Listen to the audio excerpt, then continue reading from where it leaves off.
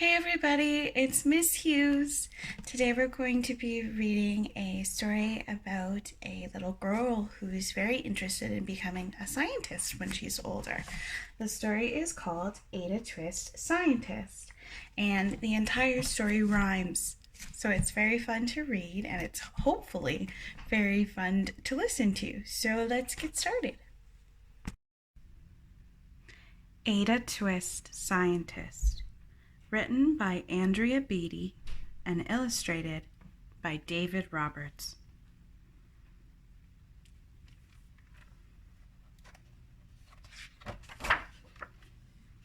Ada Twist, Scientist. Ada Marie, said not a word till the day she turned 3. She bounced in her crib and looked all around, observing the world, but not making a sound. She learned how to climb and made her big break, with the trail of chaos left in her wake. She ran through the day, chasing each sound in sight, and didn't slow down till she conked out at night.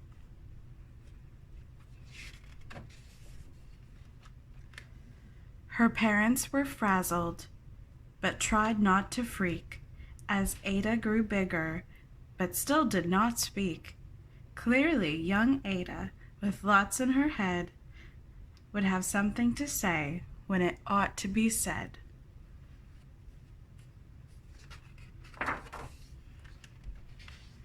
That's just what happened when Ada turned 3. She tore through the house on a fact-finding spree and climbed up the clock just as high as she could.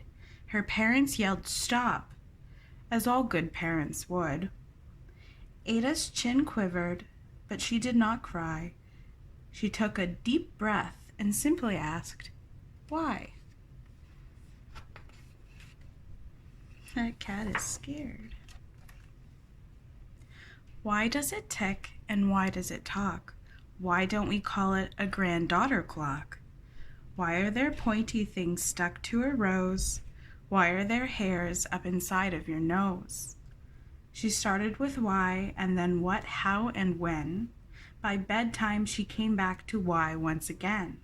She drifted to sleep as her dazed parents smiled at the curious thoughts of their curious child, who wanted to know what the world was about. They kissed her and whispered, "You'll figure it out."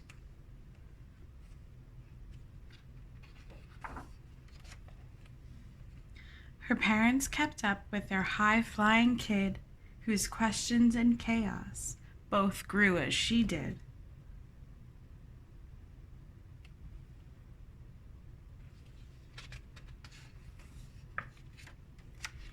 Even Miss Greer found her hands were quite full when young Ada's chaos wreaked havoc at school. But this much was clear about Miss Ada Twist. She had all the traits of a great scientist.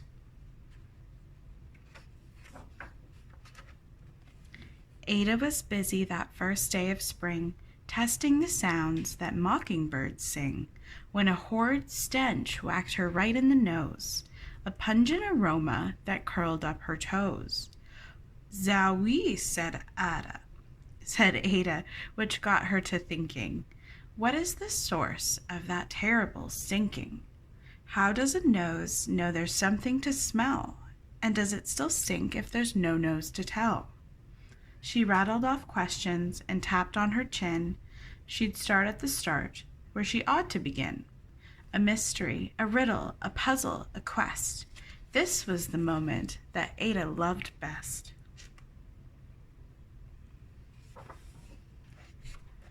Ada did research to learn all she could of smelling and smells, both the stinky and good.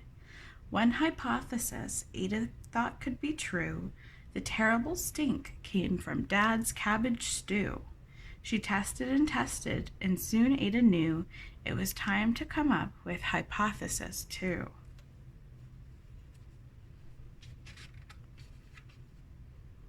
What could it be? Then Zowie, The stink struck again, just like that. Hypothesis 2, it's caused by the cat. The cat couldn't make such a stink on its own. It needed perfume and some fancy cologne. So young Ada tested. The test was a flop. She started again, but her parents yelled, "Stop!" Yes, we don't put our cats in the washing machine or the dryer. That is not where cats go. Cats are for petting. Ada Marie, to the thinking chair now. By the time we count 3. Enough, said her mother. That's it, said her dad. Her parents were frustrated, frazzled, and mad. Why? Ada questioned. Her mother said no. What? Ada queried. Her father said go. You've ruined our supper. You've made the cat stink. Enough with your questions. Now sit there and think. She looked at her parents. Her heart turned to goo. Poor Ada Twist didn't know what to do.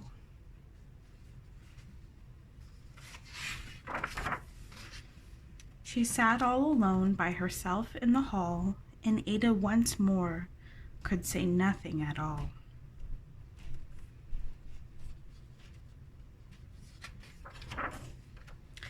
And so Ada sat, and she sat, and she sat, and she thought about science, and Stu, and the cat, and how her experiments made such a big mess. Does it have to be so? Is it part of success? Are messes a problem? And while she was thinking, what was the source of that terrible stinking? Ada Marie did what scientists do. She asked a small question, and then she asked 2. And each of those led her to 3 questions more, and some of those questions resulted in 4. As Ada got thinking, she really dug in. She scribbled her questions and tapped on her chin. She started at why, and then what, how, and when. At the end of the hall, she reached why once again. Her parents calmed down, and they came back to talk. They looked at the hallway and just had to gawk. No patch of bare paint could be seen on the wall. The thinking chair now was the great thinking hall. They watched their young daughter and sighed as they did. What would they do with this curious kid who wanted to know what the world was about? They smiled and whispered, "We'll figure it out."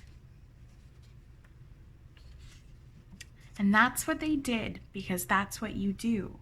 When your kid has a passion and heart that is true, they remade their world. Now they're all in the act of helping young Ada sort fiction from fact. She asks lots of questions. How could she resist? It's all in the heart of a young scientist. Now she has her own big paper wall. And as for that smell, what can Ada Twist do but learn all she can with her friends in grade 2? Will they discover the stink that curls toads?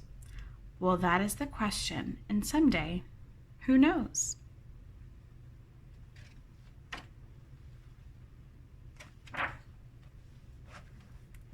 And that's the end. There's the back cover there. You see all these planets and lots of fun scientist equipment. Thank you. Well, thank you guys for watching. I hope that you really enjoyed Ada Twist Scientist. And I hope it gets you thinking about what you'd like to do when you're older, because we can do anything.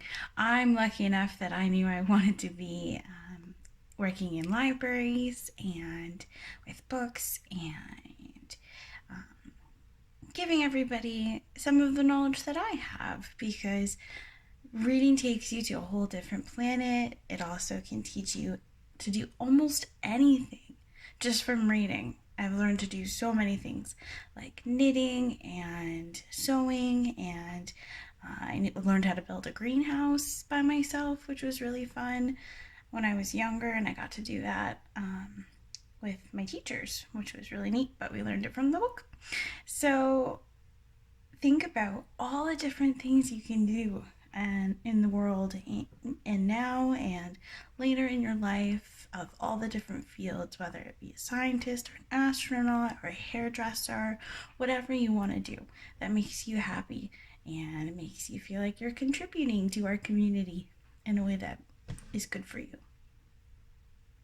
Thanks for watching.